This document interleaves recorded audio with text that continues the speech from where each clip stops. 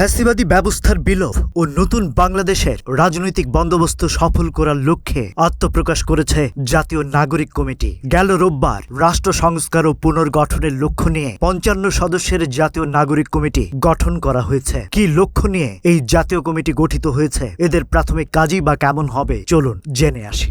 আমি মনে করি এই কমিটি সচেতনামূলক যদি কাজ করে তাহলে কিন্তু সমাজের যেই অন্যায়গুলো ছিল ইতিমধ্যে সেই অন্যায়গুলো আর থাকবে না বলে আমার বিশ্বাস।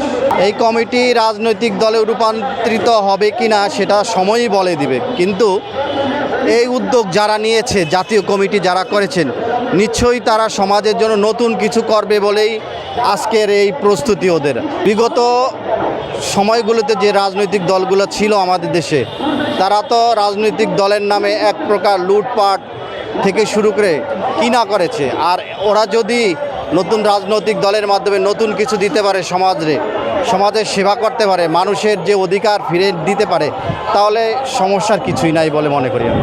এমন গুটি কয়েক যদি আরও তরুণদের সংগঠন থাকে, রাজনৈতিক সংগঠন থাকে, তাহলে আমি মনে করি সমাজে অন্যায় থাকবে না। যত তরুণদের সংগঠন থাকবে আমি মনে করি ততই আমরা লাভবান হতে পারবো দেশের জন্য।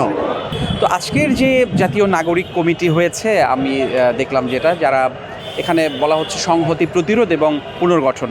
চমৎকার, এই তিনটি জিনিসই এই মুহূর্তে অত্যন্ত দরকার। জাতিসংঘে সংহতি দরকার। অপশক্তি যেহেতু এখনও ফনা তুলে আছে, এখন তাদেরকে তো রবীন্দ্রসঙ্গীত শোনালে হবে না, এখন তাদেরকেও প্রতিরোধ গড়ে তুলতে হবে। একের পর এক তারা পাল্টা প্রতিবিপ্লব করার চেষ্টা করছে, সেটাকে সচেতনভাবে ডিল করা এটাও খুব দরকার, এবং পুনর্গঠন, রিফর্ম করা দরকার। হাসিনার যে সরকার, তারা রাষ্ট্রের প্রত্যেক সবকটি স্তম্ভ ভেঙে গুড়িয়ে দিয়েছে, একেবারে স্টিম রোলার চালিয়েছে। সেই সবকটি সেক্টর পুনর্গঠন দরকার। যেহেতু আমরা এই বিজয়কে এখনও সুসংহত করতে পারিনি, আমরা এখনও পুনর্গঠন করতে পারিনি, সেটার জন্য সময় লাগবে। 1 বছর, 2 বছর, 3 বছর, 4 বছর, 5 বছর। ইউনূস সরকার যেভাবে এই দেশের হাল শক্ত করে ধরেছেন, এই তত্ত্বাবধায়ক অন্তর্বর্তীকালীন সরকারের উপদেষ্টাগণ, আমি তাদেরকে সমর্থন দিতে চাই, এবং তারাও যেন কোনো ভুল না করেন, তারাও যেন পরাজিত শক্তির সঙ্গে কোনো আপোষ না করেন, এই ব্যাপারে আমি সতর্ক থাকতে বলবো। এবং আমি মনে করব যে তাদেরও ভয়ের কিছু নেই।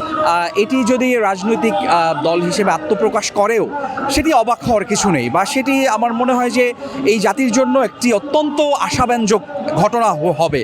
কারণ ছাত্ররা এই আন্দোলনের নেতৃত্ব দিয়েছে, ছাত্ররাই বিজয় নিশ্চিত করেছে, এবং ছাত্ররাই এই আন্দোলনের মাস্টার মাইন্ডের ভূমিকা পালন করেছে। ছাত্ররাই বেশি জীবন দিয়েছে, জনতাও জীবন দিয়েছে, কিন্তু নেতৃত্বের যেই ব্যাপারটি ছিল সেটা ছাত্ররাই করেছে। এবং ছাত্ররা যদি জাতির যে আশা আকাঙ্ক্ষা আছে, আমরা তো সবগুলো দলকে দেখেছি যারা নেতৃত্বে ছিলেন, তারা অনেকেই আশার আলো জ্বালিয়েছেন। অধিকাংশ দলই আমাদের আশার আলো জ্বালিয়ে দেখতে পারেনি। এখন ছাত্রদের মধ্যে যে নতুন আশার স্ফুরণ দেখা যাচ্ছে, তারা যে আশার বাতিঘর হয়ে জাতির সামনে এসেছেন, আমি মনে করি তারা যদি ভবিষ্যতে রাজনৈতিক দল হিসেবে আত্মপ্রকাশ করেন, এটা আমাদের জন্য অত্যন্ত একটি ভালো খবর, অত্যন্ত একটি বড় খবর, এবং এই জাতির জন্য অত্যন্ত একটি সবচেয়ে ভালো খবর হবে। তারা যে ঐক্যের বীজ বুনেছেন, এই বীজ অত্যন্ত গভীর, এবং এই বীজ একদিন মহীরুহে পরিণত হবে।